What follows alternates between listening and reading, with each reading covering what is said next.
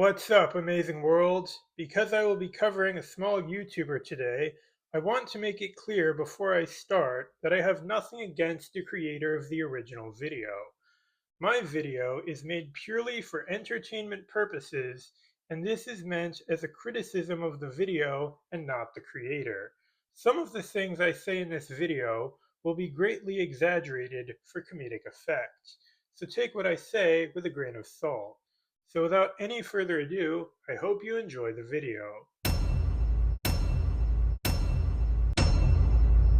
4 minutes total of overall intro. I know this is one of those old movies that does this, but still. MetalSonic explains why this sin is invalid, but somehow doesn't know why it's invalid. I genuinely didn't even know that was possible. Not me, not Big Mama now. Imagine an owl trying to raise a fox. You also forgot to add a sin for the fact that the animals in this movie are sentient beings, as well as the fact that they have the anatomy to speak in coherent sentences, because those are also things that are a part of this movie's universe that don't happen in real life.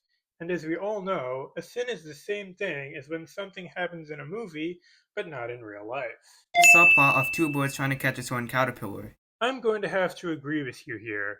I especially agree with the added text in the subtitles that reads, "You can take this out of the movie and nothing would change." Even though this is one of my favorite Disney movies, my one major problem is that this pointless comedic subplot definitely detracts from the emotional impact, even though I will admit it is kind of funny. But one sin removed. Oh, shucks. I know this is a pretty old movie, but who still says, oh shucks? Again, Metal Sonic explains why this is a bad criticism, but still doesn't know that it's a bad criticism. I'm starting to get the feeling that he might need to be checked for short-term memory loss, especially considering that he does this several times throughout the video. In order to avoid repetition, I won't be sinning every single instance of recurring problems, but ugh. Yeah, you know what? That's gonna be the final take. I was gonna say something there, but yeah, I'm just gonna leave that in. Oh dear, my laundry. Are the guys really sure this was a good idea? It did work, but still. Because as we all know, no one in real life has ever made a decision that wasn't guaranteed to work out for them. But seriously though, I'll have to take back what I said earlier, because apparently something can be a sin, even if it does happen in real life. Just notice how Todd is being treated like a human child. Are you saying that just because he's a fox, he shouldn't be accepted into human society? That's racist. Spin dash! Yes, clearly it was Sonic the Hedgehog that invented the idea of spinning. And thank goodness, too. Otherwise, the same side of the Earth would be facing the sun throughout the entire year, and we'd all be dead. That unnatural scream. Yeah, this movie should have had the sound of an actual screaming caterpillar. That would have been way more realistic. Precise dodging is precise. Pointless observation is pointless. A worm for breakfast? Yeah. We interrupt this CinemaSins parody to bring you an overly brief simulation of being deaf. 1, 2, 3.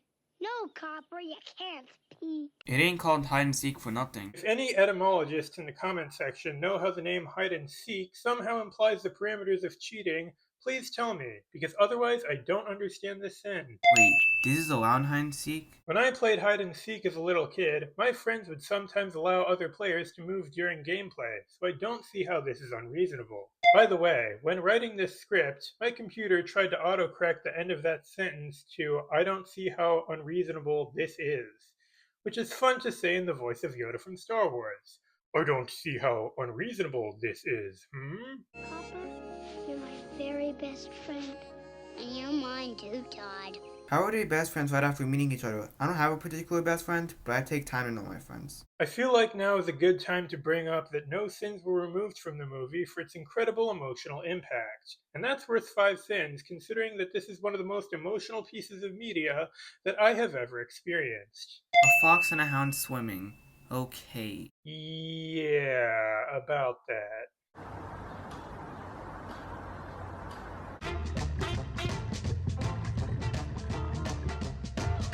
Todd fits in the mailbox because plot convenience. In the actual movie, Slade shoots a hole straight through the center of the mailbox, and Todd barely manages to get out in time. I don't think you understand what the word convenient means. Who else thought Slade would notice Todd? This part of the movie did a decent job of subverting my expectations. And that's a sin, because as we all know, everything in every movie ever needs to be as predictable as humanly possible. Cactus juice. See, that wasn't so bad now, was it? Didn't you learn anything yesterday? I don't think he did. Like they don't already know that? Are you saying that they're stupid? Oh, not my friend Copper. He won't ever change. Oh, you'd be surprised. MetalSonic criticizes a movie for a character saying something wrong without a hint of irony or self-awareness. Actually, what am I talking about? There's plenty of irony involved. Forever is a long, long time. And time has a way of changing things. This is actually true. Like it or not, this is true. Oh, so apparently it's also a sin for someone to say something that isn't wrong. Does this mean that according to MetalSonic, all movies should just have no statements in the dialogue whatsoever?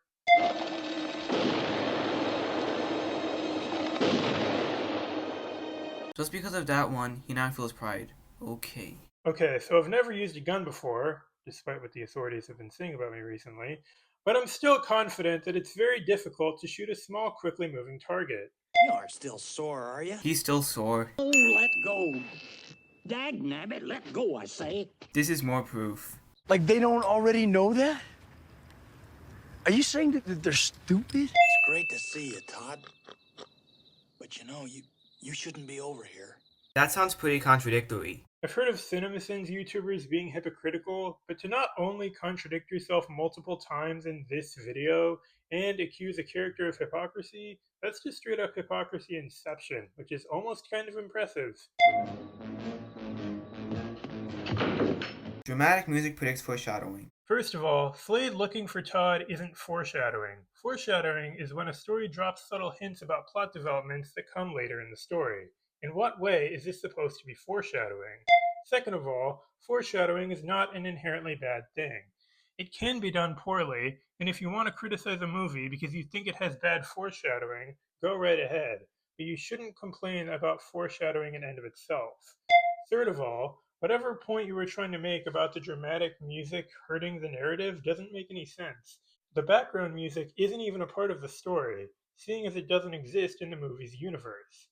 And it would be pretty weird if it did.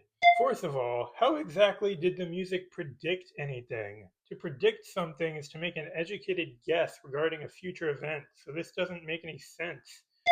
Wow, 4 sins in 1. That's going to be a hard record to beat. Have a busted leg. This is the way to do it. Good food, soft pillow, warm stove. It still isn't pleasant to have a broken leg. Out of all the arbitrary things to sin movies for, it breaks my heart to see that optimism is now one of them. Get back in there before I break your other leg. Slade is a dick to Chief. This sin is a dick to people who like good character continuity. I'm looking for a fox named Todd. Well, what does he look like? Oh, he's young. About your age. What would their ages be, though? No, I'm not going there. We ain't gonna do none of that, are we, Copper? We're just gonna get us a no-good fox. You're still intruding, though. Good job on noticing that people aren't always 100% literal about everything they say.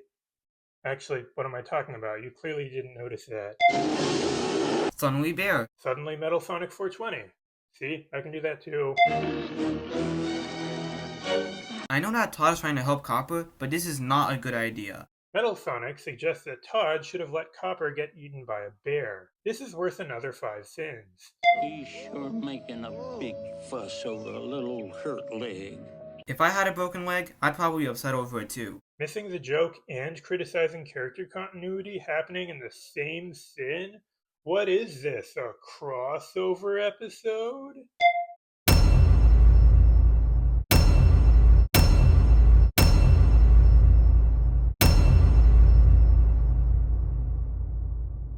Thank you for watching this episode of CMF Sins. If you enjoyed this video, please consider liking, subscribing, and commenting requests for future CMF Sins videos. And stay tuned for my next video, where I will be covering a Disney movie from the 2010s. See you later, my name's Robbie, and making videos is my hobby. Like and subscribe on all the things.